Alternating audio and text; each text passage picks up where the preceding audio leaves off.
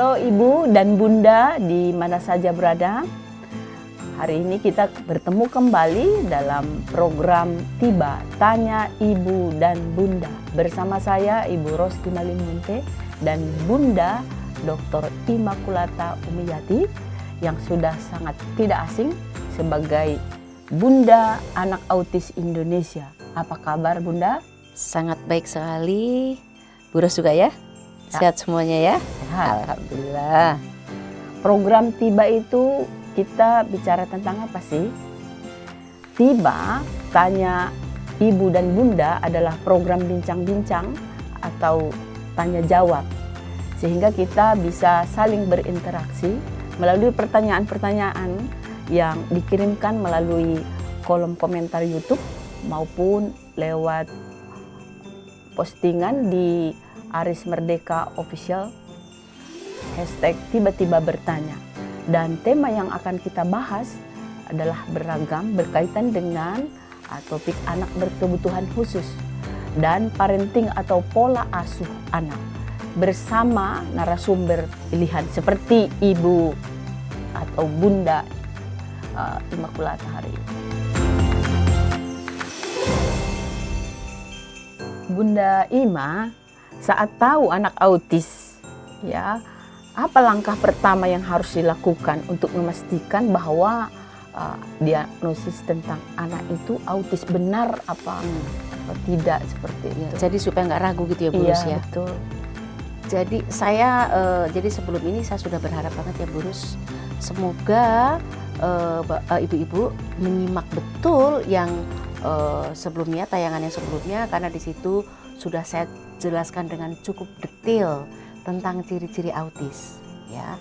Jadi yang penting sekali adalah, yang penting harus dipegang teguh itu adalah jangan panik. Jangan langsung kayak kena petir gitu kan ya. Kebetulan lagi banyak petir nih. Langsung wow gitu kan. Sedih tentu. Kaget tentu. Tapi tenang. Ya, tenang, lihat lagi, dan di sini kita jangan ada denial yang mengingkari gitu ya. Tapi sungguh-sungguh objektif, lihat dengan baik apakah ciri-ciri itu ada. Ya. Begitu ciri-ciri, pokoknya yang penting tenang, begitu ciri-ciri itu ada dan yakin, oh anakku ada flappingnya, ada kalau ada mainan dia hanya diputer-puter rodanya dan segala macam gitu ya. Setelah yakin itu, beberapa itu memang oh iya anak autis. Nah setelah itu boleh silahkan datang juga misalnya ke klinik tumbuh kembang. Ya, begitu memang dari dokternya menyatakan, oh iya Bu, memang anakmu ini ada gejala autisnya. Andai nanti entah dokternya, entah psikolognya, entah siapapun itulah ahlinya gitu ya, menyatakan, oh iya Bu, tapi cukup ringan. Hati-hati. Kata ringan ini jangan diserap, jangan diambil, jangan ditelan. Ya, karena sebetulnya ringan ini tidak ada. Ya. Jadi karena autis itu perilakunya kena, bicaranya kena, motoriknya kena, sosialnya kena, kemudian kognitifnya kena, ya. Jadi ketika ada kata-kata ringan, ibu jangan, lega aku ringan. Karena ketika kita sudah merasa itu lalai kita Bu Ros. Iya. Jadi kita tidak langsung gercep tek tek tek tek, nggak seperti itu Bu Ros. Padahal begitu kita tahu anak kita autis itu langsung langkah cepat. Tek tek tek, aku harus ngapain? Aku dari dokternya sudah dinyatakan memang anakku autis. Baik, kalau begitu saya akan belajar tentang dietnya nih. Okay. Oh anakku tidak boleh tepung terigu, anakku nggak boleh susu, anakku nggak boleh gula gitu ya. Nah itu betul-betul dilakoni, dijalani. Dan menurut ibu makanan apa ya yang kira-kira itu ini begitu makan. Misal, oh kemarin anakku makan jeruk nih. Kok malamnya jadi nggak tidur ya, kok jadi teriak-teriak ya, jadi jedot-jedotin kepala ya misalnya. Nah itu langsung kita ambil, oh berarti anakku tidak bisa. Seperti itu. Nah ini akan terjadi Bu Ros kalau tenang. Kalau hatinya itu tenang, hatinya itu sudah cukup ada keikhlasan gitu ya. Tapi ketikanya nggak tenang, ya udah malah shopping terapi kemana-kemana. Tanya sini, tanya sana gitu kan. Akhirnya hanya menghambur-hamburkan uang dan tambah stres.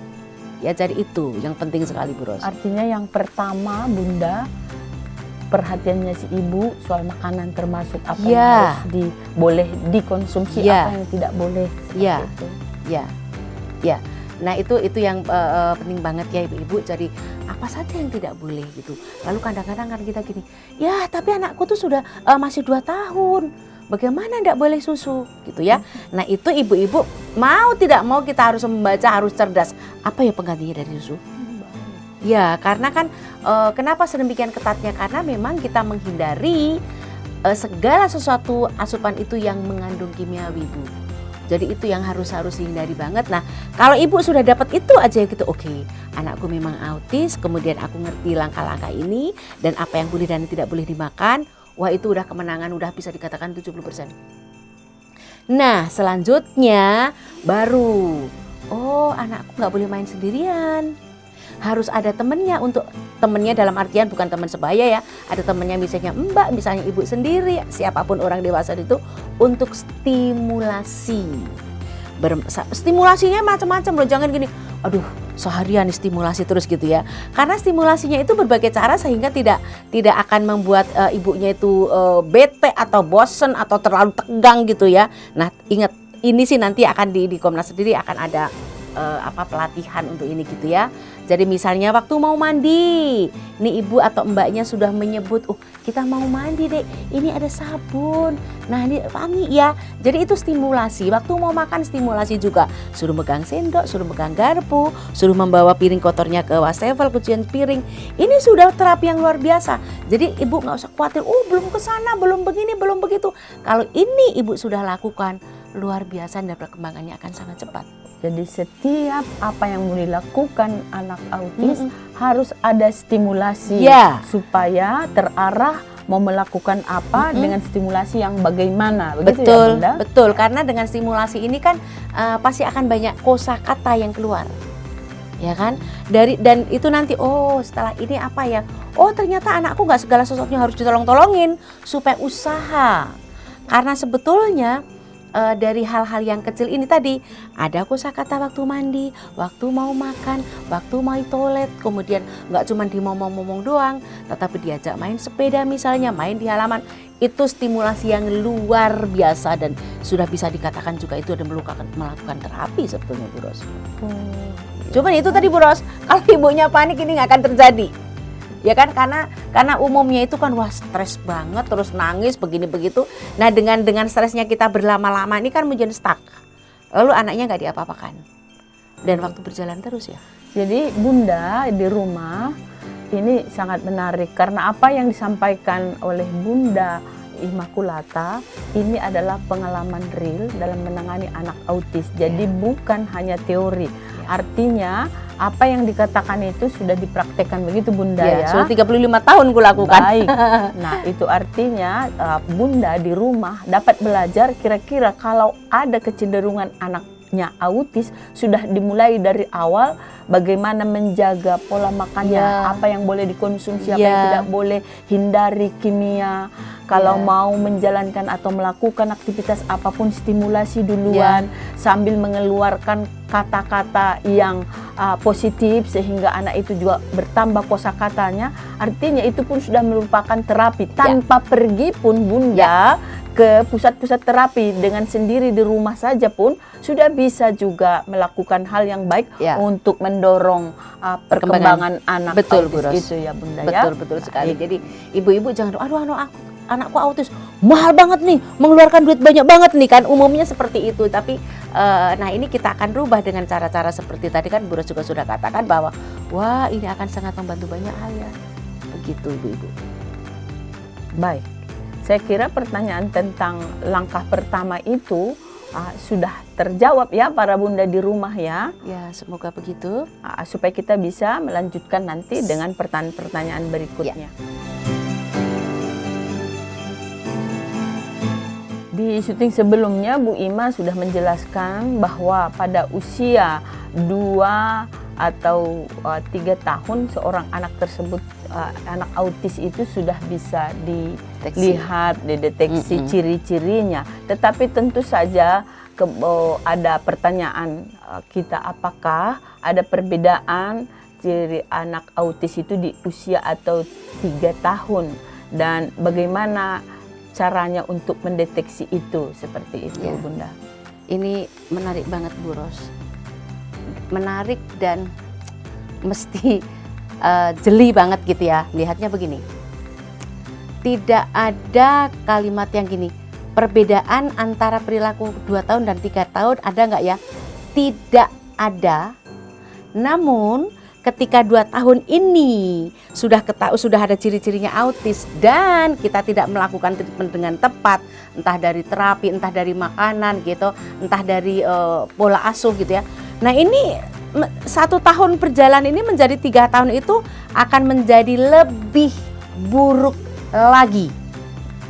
Karena tidak ada akan baik, tanda kutip, sembuh dengan sendirinya. Dan kadang-kadang kan kita itu gini Bu Ros, omanya misalnya gitu, biasanya omanya gini, nggak apa-apa, belum bisa ngomong. Dulu ayahnya juga gitu ngomong sendiri umur sekian, nggak apa-apa, memang anak ini ngomongnya akan lama dan segala macam. Nah mitos-mitos seperti itu jangan dipercaya. Jadi kita nggak bisa mendeteksi, oh kalau umur 2 tahun seperti ini, umur 3 tahun seperti ini, tidak ada. Ya, yang ada adalah akan semakin buruk Bu Ros, karena tidak dilakukan treatment apapun dari kita. Nah ini yang sangat membahayakan, karena akan jadi lebih buruk lagi Bu Ros.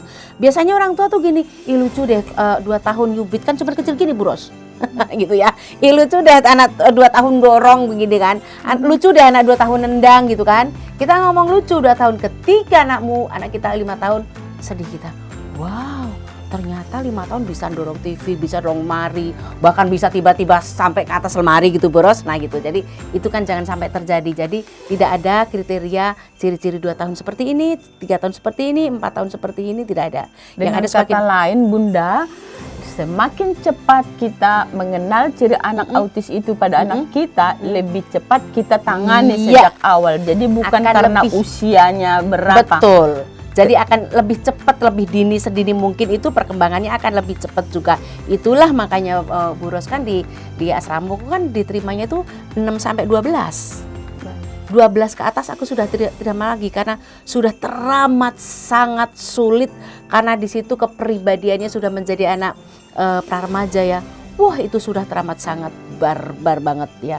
Tapi kalau 6 tahun nih ibu-ibu cepat nih, itu perkembangannya akan cepat sekali. Jadi semakin dini ibu mengerti dan betul-betul mendidik, menterapi dengan baik sebagai seorang terapis gitu ya, bukan hanya as a mom gitu ya, akan jauh lebih baik. Baik, jadi jelas ya para bunda di rumah, lebih cepat kita mengenal atau melihat ciri-ciri autis pada anak kita, maka semakin cepat kita, semakin dini kita untuk menanganinya. Begitu ya Bunda. Akan lebih cepat berkembang ya. Ya, sekarang kita akan lanjut Bunda, karena ada pertanyaan-pertanyaan dari para netizen. Iya, ternyata pertanyaannya banyak banget ya.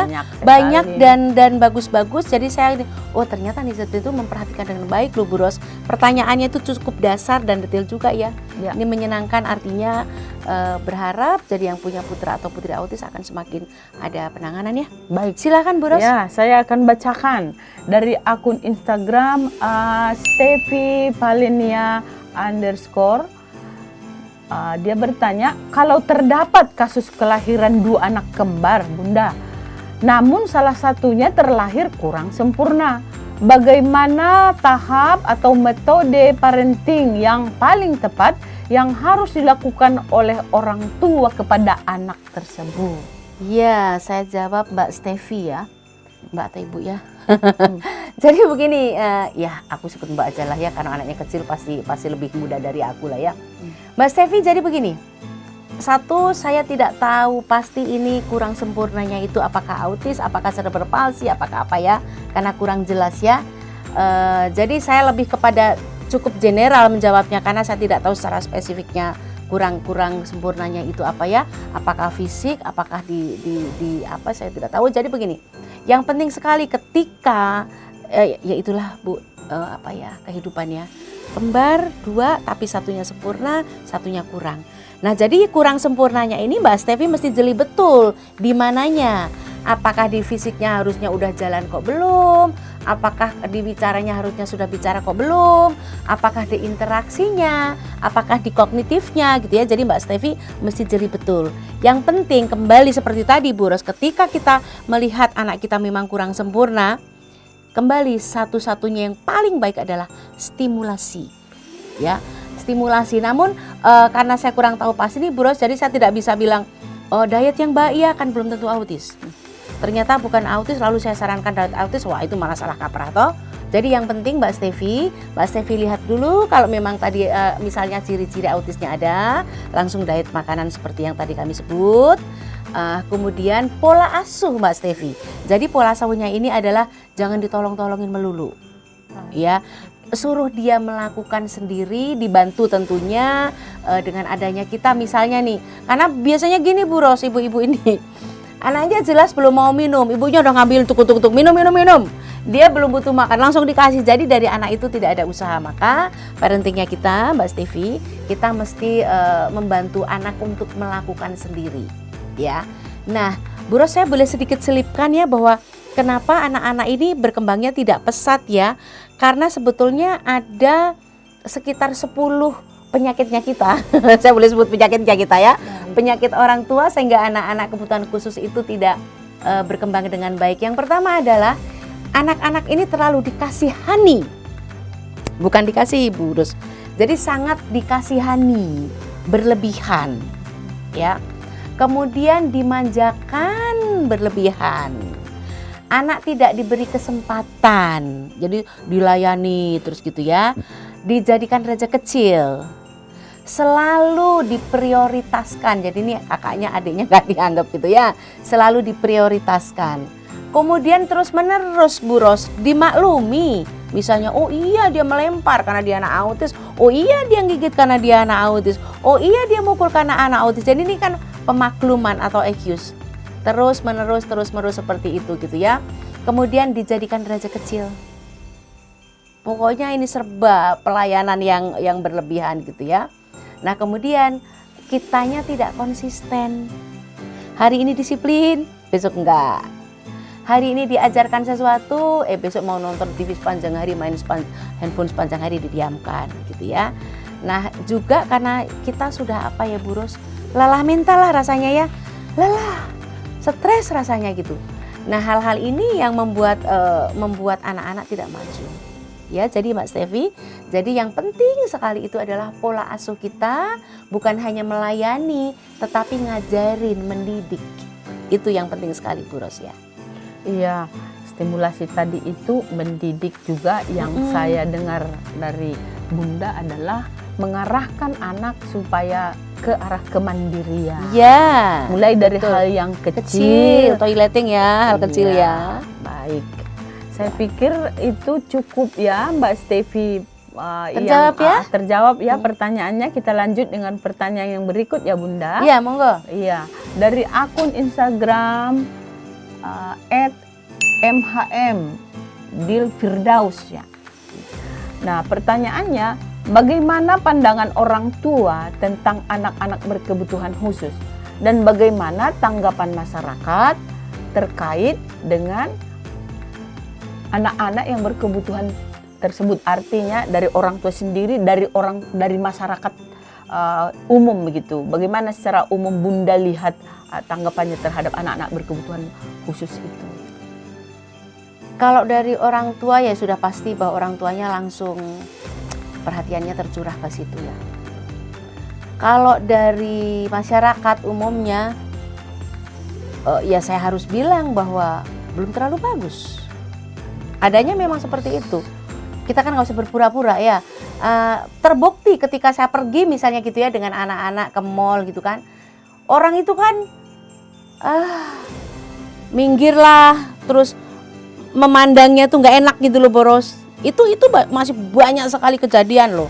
Jadi kita nggak usah bilang bahwa oh iya masyarakat kita udah bagus, padahal ternyata enggak gitu kan ya. Gitu. Jadi karena banyak contoh. Misalnya saya sendiri juga sudah sering membawa anak-anak pergi gitu ya. Orang-orang masih banyak sekali orang-orang yang seperti itu. Jadi kita jangan seperti itu gitu ya, karena hati ya, perasaan ya gitu. Masih banyak sekali. Artinya Bunda ini mengalami sendiri ya, mengalami ya, sering sekali. Banyak sekali. Iya, jadi kalau bawa anak-anak ya. itu bener-bener orang lain itu ngelihatnya gak enak banget. Ke mall, ke resto, jalan-jalan kemanapun tuh pasti anaknya, misalnya dia bawa anak juga gitu, anaknya langsung ditarik gitu kan. Itu nggak apa ya, nggak educated banget lah gitu. Itu masih banyak sekali sebenarnya seperti itu gitu kan. Jadi meremehkankah, menghinakah, apa ya? Pokoknya masih banyak sekali yang tidak manis sambutannya atau reaksinya kalau ketemu anak-anak gitu. Itu fakta. Iya, jadi saran Bunda Ima tentang ini untuk masyarakat apa ya? Supaya... Iya, Ibu, Bapak, jadi anak-anak ini tidak minta dilahirkan untuk berkebutuhan khusus. Orang tuanya pun tidak ingin melahirkan anak berkebutuhan khusus. Ini adalah saya sebut takdir ya, karena kita tidak bisa mapping membuat alur kehidupan kita. Dia memang dapatnya dikaruniai memang putra atau putri berkebutuhan khusus.